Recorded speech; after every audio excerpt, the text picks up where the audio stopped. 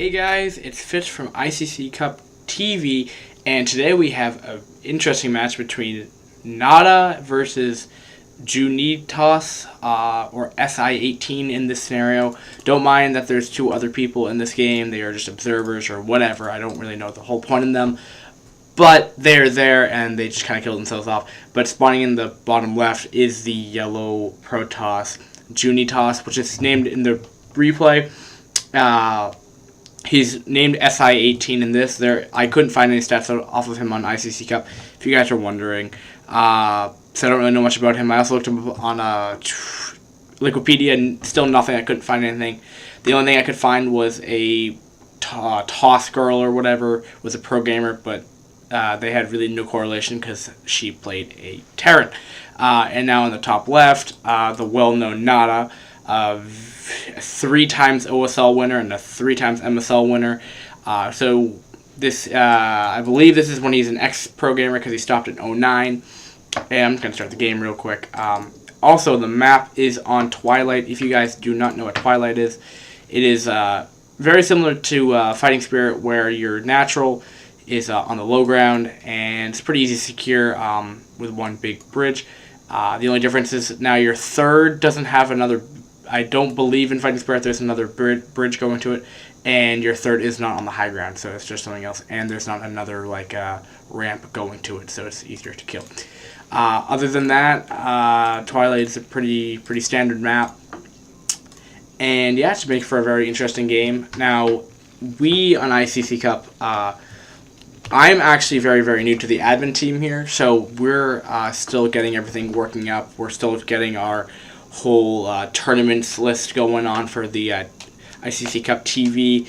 Now, we're not directly related to the Dota ICC Cup team. That's why we had to make our own separate channel, and that hasn't been updated in about six months, I believe, from this time period. So just to keep that in mind, if you guys are tuning into the start in the Brood War part of things, this is where all the Brood War videos are going to be going to. I should probably be a pretty frequent caster on this if you like me. If you don't, well, I'm sorry. There should be 2 other casters. I forget their name.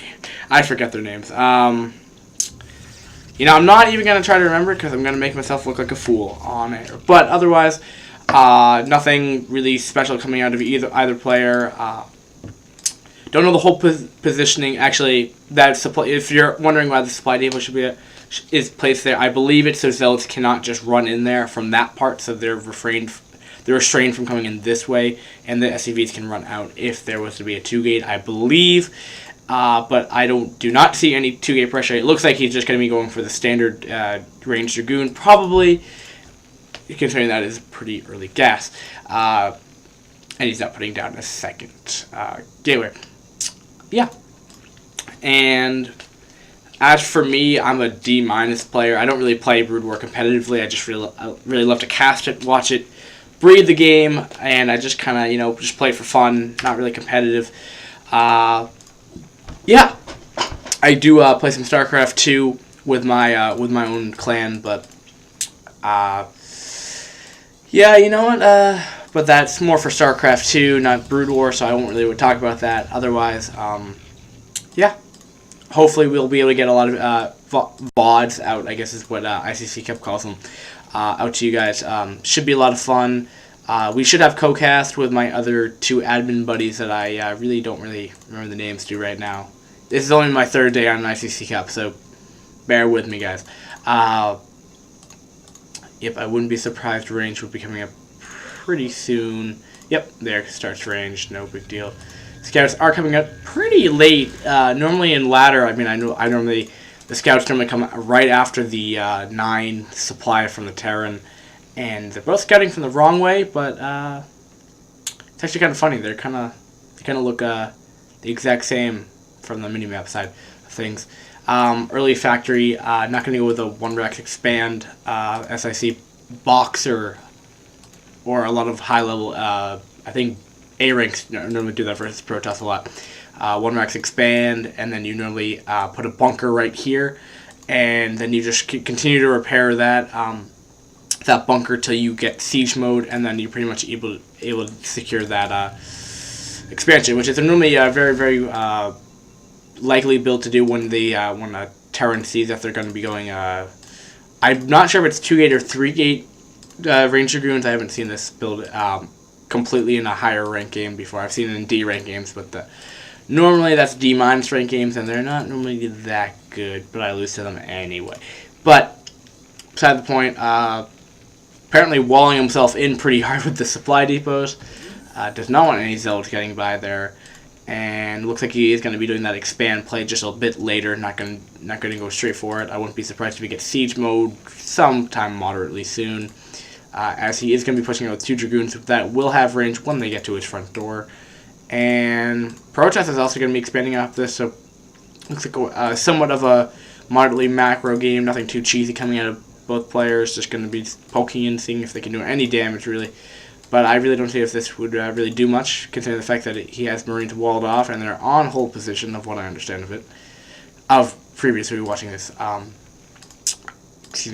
previously watching this replay at like 8 times. So I don't really remember what happens exactly. But yep, that siege mode is about halfway done, so he's just gonna have to hold up here till these until he's able to siege them up and push these dragoons back, and the dragoons are going to try to be coming up here. Tanks are going to actually be in range of those. How much range do these things have? No, they don't tell me. But I guess tanks have the same range as dragoons, apparently. But when that siege mode comes up, looks like he's probably going to be getting robotics facility tech. So I'm going to guess observer, just to see what the Terran player is going to be doing, because it's pretty hard for Protoss. I know TvP is a very, very hard matchup for Protoss, especially because once the Terran just builds up that giant mech army with siege tanks and vultures, and then even late game Goliath plus science vessel, it's really hard as a Protoss player to deal with it. The way you normally counter mech as a Protoss player, you normally just straight tech into, or you early tech into Arbiter to stasis field the tanks, and then you're able to kill off the remaining army, then just push in with Zealots and kill off the rest of the tanks. Then hopefully just end them that way. However, Terran can also put up, in defense of that, they can easily just put up turrets, Marines even, to just snipe off the Arbiter. And those things are not cheap, and they are like tier 3 and 0.8. They are really, really far off the tech tree, and some people even, I've seen some pro games where people get them up by 12 minutes in the game. It's kind of ridiculous. And yeah, still going to be doing constant dragoon making. And yeah, Academy's coming up. Nothing too special. Missile turrets up, probably for just making sure Observer doesn't get anywhere in the base. And yeah, there's the obs. And 4 more gateways coming down, so it looks like he might be trying to apply some pressure somewhat soon. But it's sometimes hard for a Protoss player to run into 6 tank siege line. But anyway, for Protoss to normally counter this, they normally have to go stasis field, and then just go Dragoon Zealot, and just hopefully that they can just tear apart the army very, very quickly. But it is very hard to exploit the fact, and Terran. I mean, as the later the game progresses, the easier for Terran. I feel like it is for them to win this matchup, just because you get that massive number of tanks up, and 1 HP. Wow. And it's just really hard for the Protoss player to deal with, like, EMP. EMP can go off and just waste off all the energy on the Arbiter, so now they can't stasis field. Put up turrets around the center of the map. Some maps have that little, like, cannot build area to compensate for that fact, but not all maps. Like this map, I believe you can build out here, so nothing of that. Protoss is actually taking a third, which I didn't see which was happening. I'm really, really bad. And because I'm trying to explain something, and engineering grade not doing much, and vulture speed, oddly enough. I don't actually normally get that upgrade. I am a Terran player, but I'm really, really low level, so it's actually kind of funny because everything I talk about in the games I never apply to my games, because I always forget about them, because the mechanics of this game are just so hard by themselves. I don't really think of strategy after that point. I'm just trying to make sure all my SCVs actually can mine. And, ooh, that Observer again just leads with like 1 HP again. Wow. Double upgrades from the mech play. And, well, see, the problem, continuing on with the Arbiter play, just all you have to do is put up turrets or just EMP the Arbiter, and then what are they supposed to do? Run into a siege line? Well, no, it doesn't really work like that. The one thing I don't quite understand from a lot of Terran players is they don't normally go Goliath until late game, and I don't know for like metagame wise if you could exploit the fact where you could go like Reaver micro or sometime like dropship micro where you could just tear apart that army before the Goliath can come out. But the other way the Protoss player can compensate for the fact that there are siege tanks is the drops, Reaver drops, which can be very effective, especially if they don't have turrets all over the base. Now, if you're wondering why he's just putting spider mines all over the map if you're new to Brood War, this just allows the Terran player to get that map control because there are no Xel'Naga towers as there would be in StarCraft 2. If you don't know what those are, don't worry about them. But this just gives them map vision. Also, if a Protoss army just unexpectedly runs into that, it just does damage. And also, the worst case scenario is to kill off all the mines. Well, first off, you know they're coming that way. And number two, you have to force out the observers. And then on top of that, you know that they're coming towards that area. Or you know where they are, so it's not bad. As long as you have that map awareness. And as you can see, I mean, he's going to put them every single way where the Protoss player can go, so he'll know exactly where it's going. Yeah. And it looks like he's going to be taking his fourth right about now. Nothing too special coming out of him. And this is where it gets pretty crazy. Pretty crazy meaning, like, how do you stop, like, 10 tanks that are just shelling out? Especially if that's going to have 1-1 in about probably the time that they're going to engage this major army. So, what do you have to learn from this? Get out an Arbiter. I don't see... It's not quite 12 minutes in yet, but he does... Does he have a Stargate? Does he have a Stargate? Does he have a Stargate? No Stargate yet. And we have a battle in the center of the map. And no, just some vultures. Gonna sieging up something. So it looks like they're gonna be. It looks like yellow's gonna be ready. JuNiEToSS is gonna be ready to attack pretty soon, and Terran's also gonna be taking this expand. That's a lot of supply depots and 6 factories off of 3 base. 3 base, yeah. Transferring some SCVs, and he is getting a starport with yeah, I wouldn't be surprised if it's a science facility, which it is, so he's going to be getting that science vessel. I wouldn't be surprised if he was going to get EMP just because this would be the standard thing for him to get out Arbiter. But, you know, I think the Terran could just wipe off this entire army right now if he was able to siege out.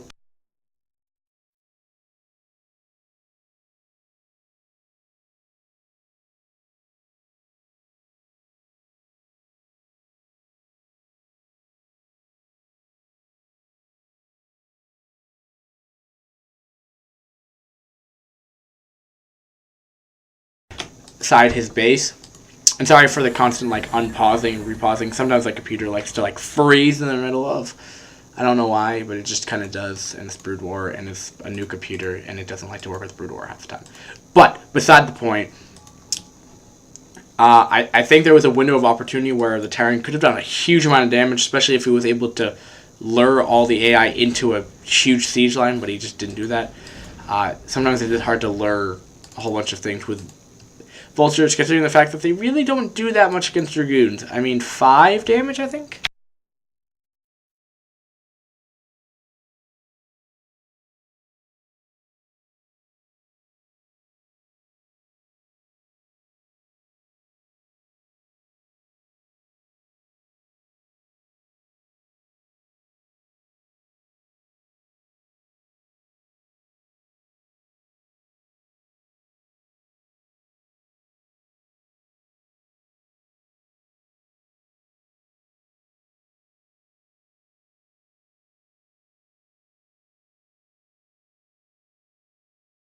Five damage on these? No. They're gonna be doing...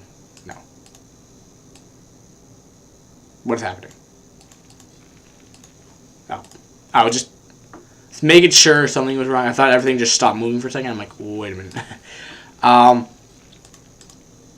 So just moving some probes, just getting more map control, spreading his units out. Yeah. And 2 more gateways are coming up, Stargate, and there's the Arbiter Tribunal. So that Arbiter tech is coming up, but it looks like he will be pushing up before Arbiter tech does come out, which is a smart move by him. Scans going off, I believe, somewhere. And I still don't see much, and he will be sieging. That is a lot of siege tanks. And nom nom nom nom nom nom nom nom nom. He could also be doing Storm, which might not be the worst thing. Smart move by dropping Zealots onto the main army. I don't know the whole reason for unsieging his entire army. I think that's not the smartest move, but tanks still do a good amount of DPS when they're on siege, especially when there's like 20 of them. And he's going to be able to push the Protoss player back. Still really no major upgrades from the Protoss. I feel like he should definitely have some better upgrades, especially when he's off of, what, 5 base or something like that.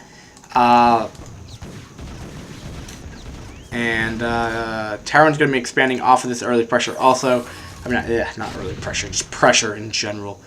And if he's able to get to secure the Sentinel map control, he won't be able to reinforce his other 3 expand on the right side, the southeast side of the map. So it should be interesting how the Protoss player deals with this, getting up more Zealots, etc. Macroing pretty well, and Arbiter is coming up right about now.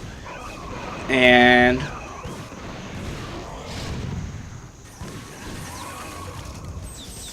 moving up all of his siege tanks, just a little at a time. And, you know, this could be the most frustrating thing, especially when you're on the opposite side of not the Terran player. Because you just slowly watch your base just slowly get destroyed.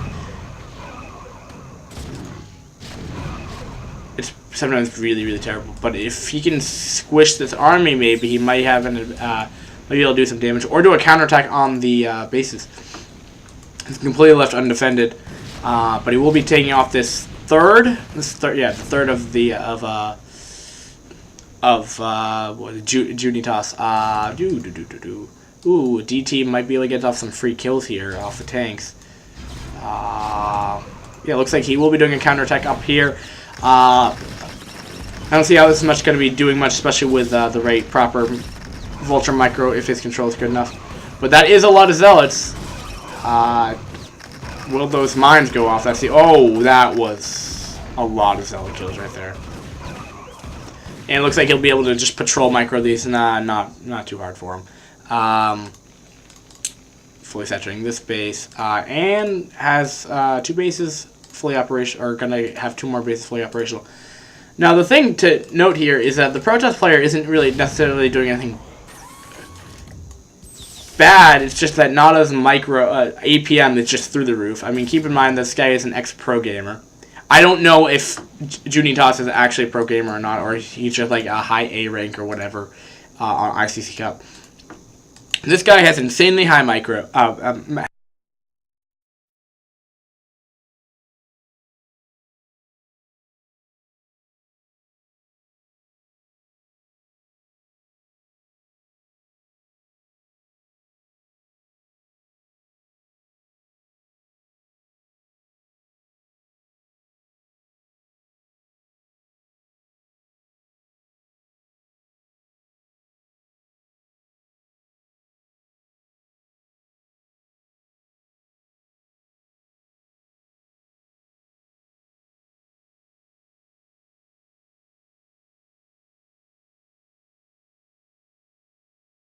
APM, which would mean he has insane macro and micro. So just putting that in perspective, most Brood War players are around 200, 250 if they're really, really good.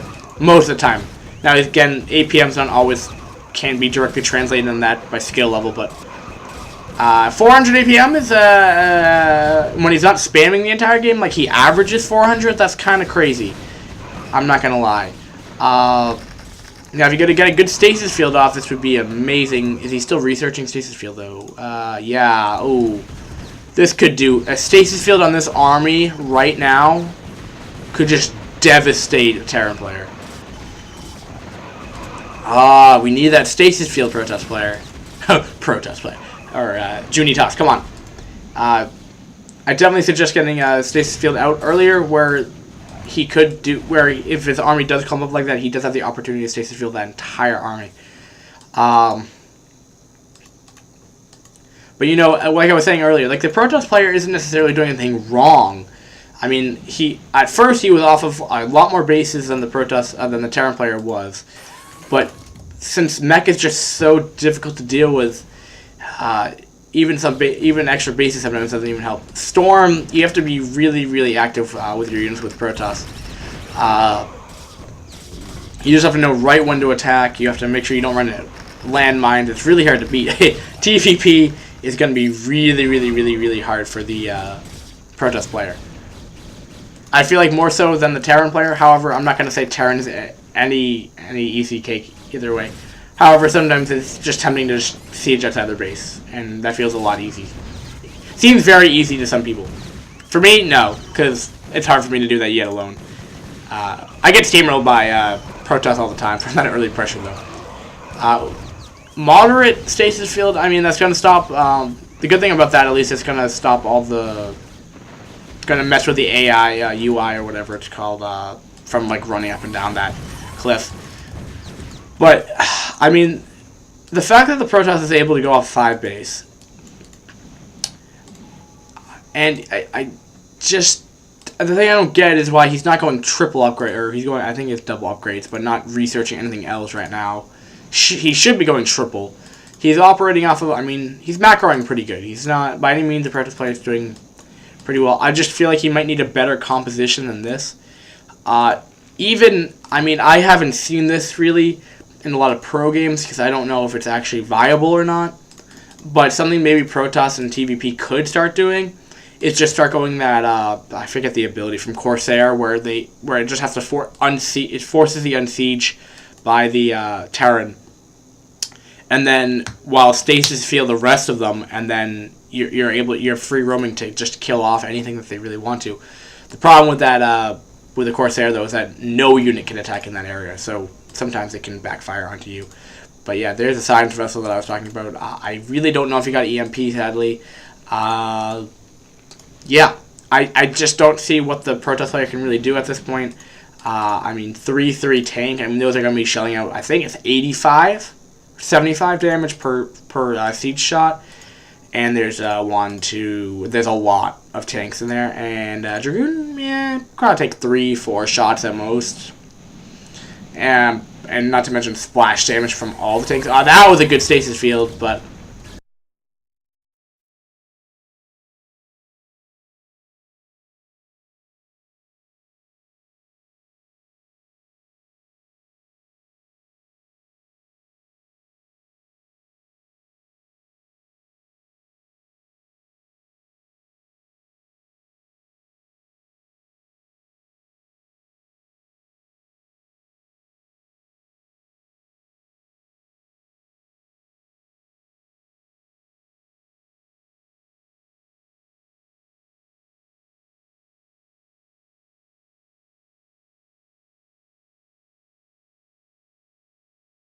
Just look at the amount of tanks he has. This is purely ridiculous.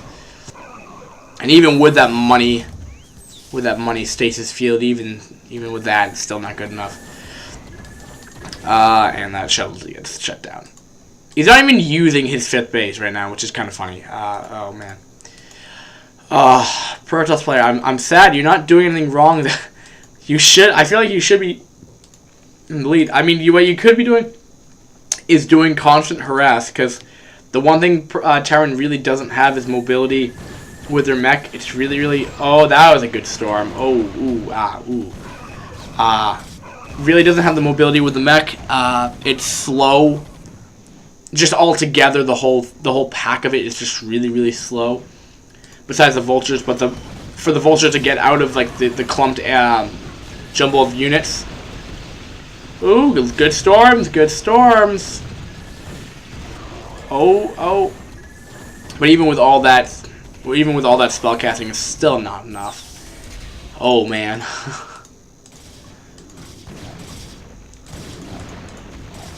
And the best thing I could say to the Protoss player is have insane APM, so you're able to use your Corsair stasis field like awesomeness spell move, then stasis field, and then storm whatever's moving outside under those like blue patches by the Corsair. That's the best thing I can do.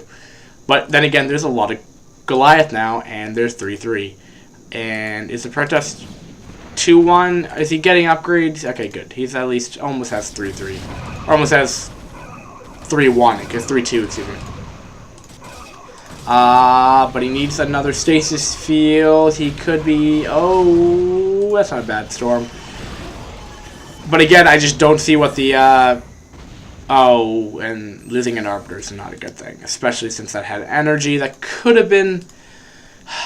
You could have built another... Okay, well, first off, Protoss player, build another starport. That would be the first thing you could start doing. Just tweaking that a tiny bit.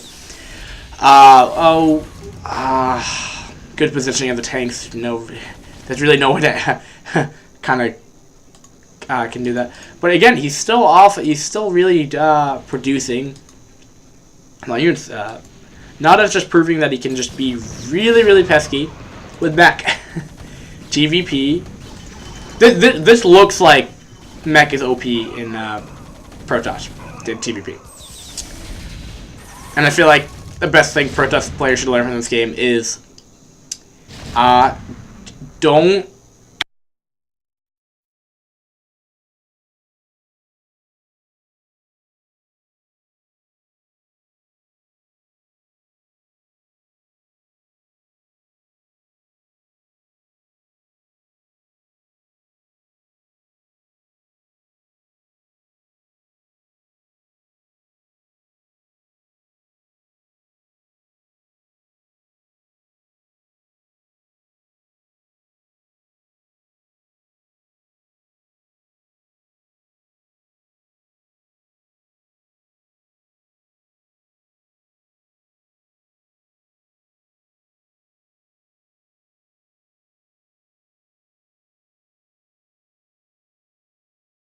really just don't let the Terran player get away with this full mech play. Punish them for going immobile units when they go out of the center of the map, kill off their economy. I'm not saying it's going to be cost effective to send out 3 waves of units at this big ball, but if their economy is shot, that's one way to deal with this, and you know that's what TvP is probably going to have to end up being. You really can't just try to out macro the Terran player, because once the Terran player is maxed out, they're pretty much maxed out for the game. They're not gonna have their army is that bad. And once it's dead, they just rebuild it. So that's kind of the premise of this game, I think. Protoss, you need to be more active. Good game by you. You tried something that really didn't work. You can't really out macro a Terran when you're Protoss versus mech. I don't think it works unless you go some Corsair with Storm plus Stasis Field, which takes a lot of micro. Plus, using your Dragoons and Zealots also to do some more DPS into that. That's my suggestion to JuNiEToSS, or for pretty much any Protoss player that's trying to beat Mech Terran. I think that's probably one of the better ways to do it. There's no one unit composition that really stops it. I mean, Zealot, just standard for 12 years, pretty much it's been go Dragoon, Dragoon, Zealot, Arbiter, which is a very strong build, but just by itself, if you're not straight up able to win most of the time, especially in higher level games, you're really going to have to utilize Zealot drops, DT drops, just to make sure that it just cripples. Once they take out that center map control, you're just able to do that. Yeah. And if they're going to be turtling inside their base, then maybe that's the time to macro up very, very hard. But see, as you can see right now, the mini-map is pretty much... He has the center of the map. He could be doing drops. Something to think about. But, again, this is just me talking as a commentator. Guys, what you think? Post comments below if you want to help... Protoss is in need for mech. I know one of my clanmates actually needs a lot of help with that, but I'm just putting the ideas out for you guys. Thanks for watching ICC Cup TV. This is ICC Cup Fitz, if you really want to call me that, or just Fitz. I'll go by Fitz most of the time. But, yeah, great game by both players, showing that APM on Terran is pretty insane, and why 400 APM is just unfair. And yeah, good game by NaDa and JuNiEToSS. Thanks for watching, guys, and we'll see you guys next time on ICC Cup TV. Peace.